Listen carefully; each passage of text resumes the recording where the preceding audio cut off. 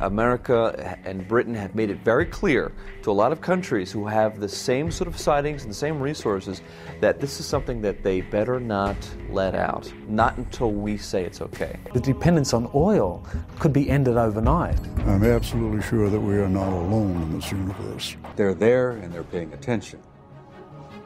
Incidents happened in the Soviet Union before it collapsed. Incidents happened all over the northern U.S., at ICBM bases, where they came down, hovered over the silos, played hell with the electronics.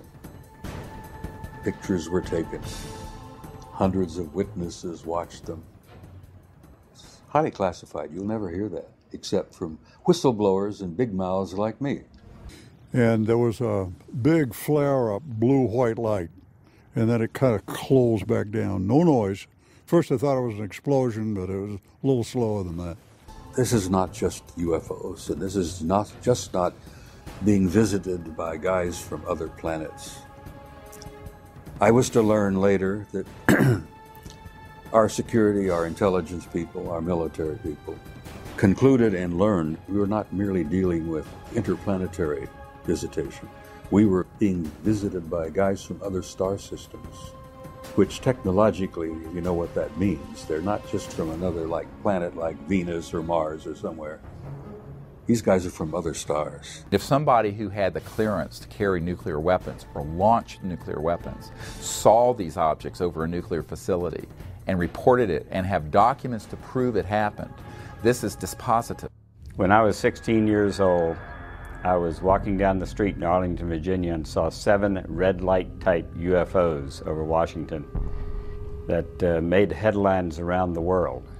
And since then, I've seen 8 alien vehicles on 8 occasions. You can get a certain amount of information out through the large media, but it's very superficial, very brief. That's what we found. The in-depth sort of disclosure of what's really going on, who's behind it, what the agenda is, that is almost always stopped. Or if they try to do it, it gets turned into something ridiculous. There's this curtain of ridicule that's been drawn up around the UFO phenomenon. And as long as that curtain of ridicule holds solid, the scientists will be afraid to contribute anything to looking into UFOs. And part of that curtain of ridicule involves the fact that hardly any decent papers have gotten into the refereed scientific literature. So that curtain of ridicule may be slightly opened up now that they have a paper that they can refer to, and if they feel like writing to their own papers on UFOs. The secrecy has invaded, like a cancer, many institutions, including the media, government, corporations. You're not learning the truth about vaccinations. You're not learning the truth about various medications. The pharmaceutical industrialists, which I prefer to call the military, medical, petrochemical, pharmaceutical cartel, essentially has control of the media, the mainstream media, and so it has control over the mass mind. And as a result of those powers that they assert, people are not given factual information upon which to make informed decisions. They're given propaganda, and as a result, the choices that people are making are genocidal.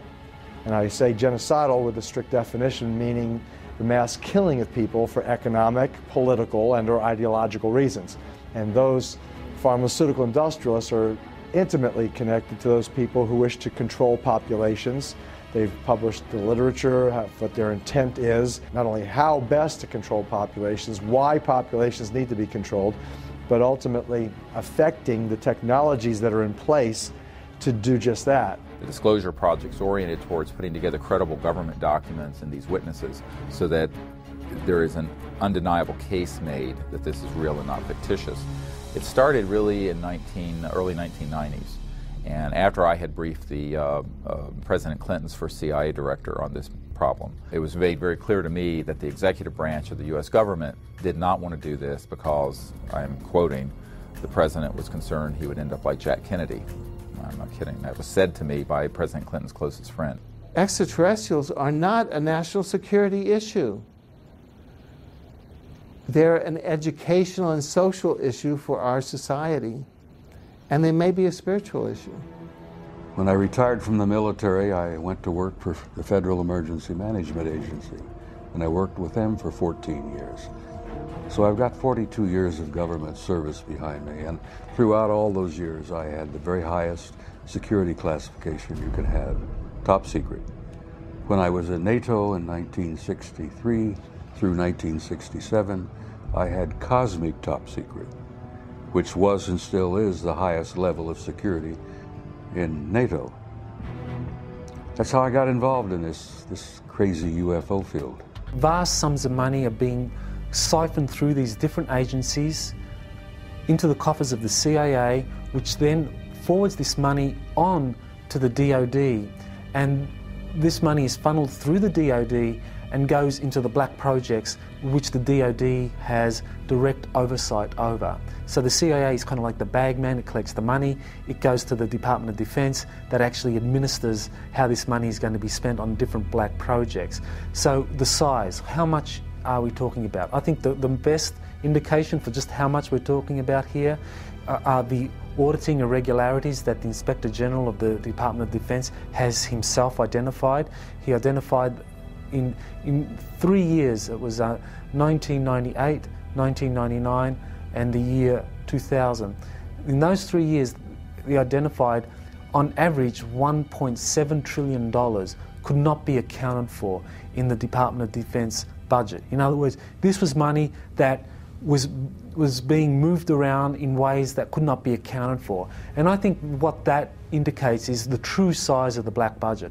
We're looking at an infrastructure that is funded by as much as $1.7 trillion a year. Now, when you consider that the whole Department of Defense budget officially is just over $400 billion, we're talking about a vast infrastructure that is 4 times greater than the entire Department of Defense budget. It's terribly important the whole thing come apart because it's all one package and it's part of our bright and very, I think, hopeful future.